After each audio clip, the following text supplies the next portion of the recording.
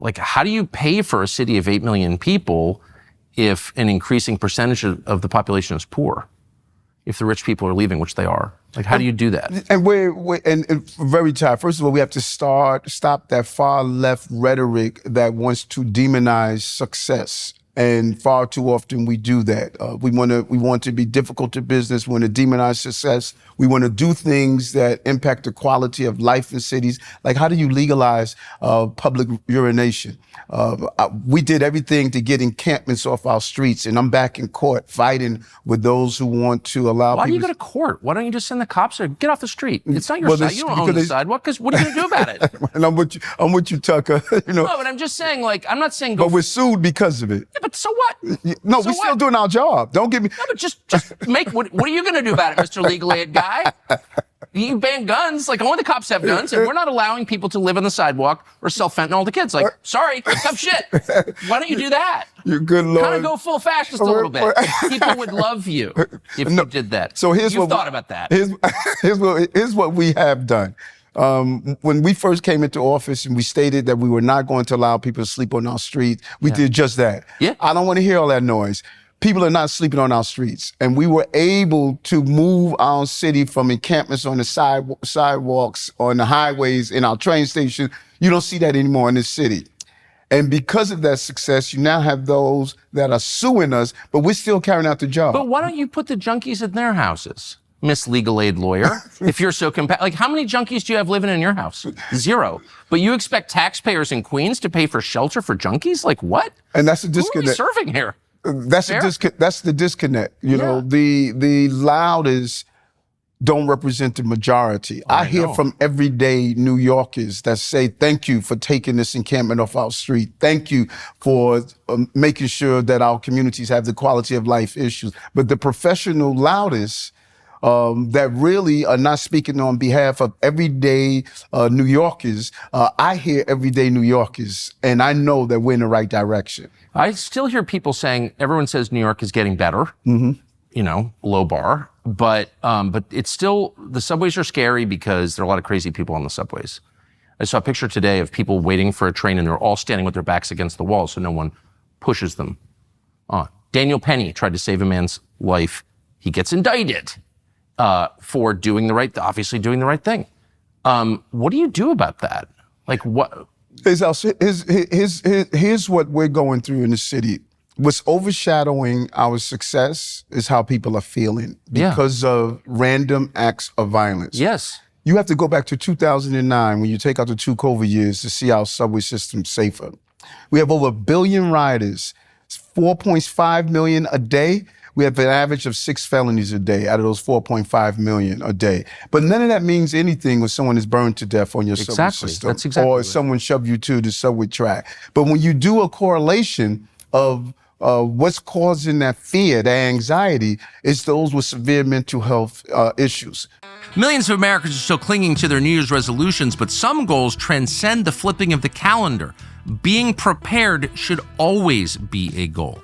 When a crisis hits, the last thing you want is to be scrambling for something basic like medication. And that's why the Jace case changes the game. The Jace case is your personal emergency supply of life-saving medications, antibiotics, critical prescriptions, things you're actually going to need when pharmacies are not available. The Jace case's protection is totally necessary. So as you're planning for the rest of this year, make emergency preparedness a top priority. We don't know what's coming next. We do know preparation beats panic every single time. So with the Jace case, you'll have peace of mind knowing that you are ready for whatever happens. Go to jacecase.com, enter the code Tucker to make sure you have the right meds on hand when you need them, which is usually the moment when you can't get them. Jace. We have been fighting with our state lawmakers as well as those advocates, again, that are trying to stop us from taking those with severe mental health illness off our streets. And we have been successful in doing that. 8,000 people with mental health illness, we were able to remove off our subway system and put them into what we call safe haven. So the real battle is dealing with the anxiety that people are feeling. But this city has recovered more jobs in the city history, second largest tourism in city history. Our subway system is safe back to the 2009 days of 20,000 illegal guns removed off our streets. Our cops have stepped up. No matter how bad they've been treated by some, they've stepped up and they've produced for the city, people of the city of New York. But the prosecutors don't. I mean, I keep reading, some guy gets picked up, he's been arrested 47 times for violent crimes, not prosecuted. Like that's not sustainable. Like civilization can't exist under those circumstances. Well said. When I talk about it all the time, the criminal justice system is not just police. Everyone will see the police, but it's more than just the police. We need to have our judges on board, our prosecutors on board, our lawmakers on board.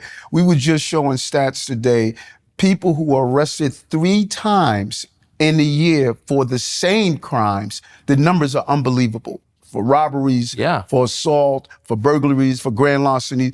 These guys it's a revolving door system. And it's not only here. If you go across the country, you will see it's the same stats, the same small number of people are repeatedly committing crimes. Always. Yes. So how is it that those people don't get put away? They keep doing it. We have to, like I said, every aspect of our criminal justice system must do. But why do not? its job. I mean, you know who they are. You've got some of the worst prosecutors in the country. George Soros paid for them, as you know. And why not just call them out and say people died because of that prosecutor? No, what we do is sit down and really try to show our lawmakers, our prosecutors, where the numbers are, where the results are, and how we can turn this around. And one of the bills is what's called the Discovery Bill, which has caused a great deal of refusal or failures to prosecute. We sat down with our district attorneys. They seem now to be all aligned with us as we go back and sort of alter some of these changes that we've made that's impacted on public safety. Idealism, I say, collides with realism. The laws we make must ensure that we don't make our city unsafe. Yeah, and why do you let people smoke weed on the street here? It smells like a slum. Why not, if you want to smoke weed, just go to your apartment and watch TV or whatever, but why do you have to, people blowing weed on your face on the street? Has that made anyone's life better at all? Yeah. It's so funny. When I ran for office, that question came up about legalization of go smoke in your apartment, Cannabis. And I was at a press conference, and I said, I smell weed everywhere. Yeah.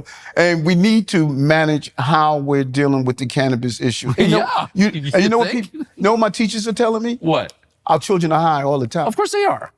They say they're high. So a small number of people run all the weed supply chains and the retail, and they're making a ton of money, and everyone's invested in it. Private equity's all up in it. I'm sure they're handing out money to politicians here. They are everywhere else in the country.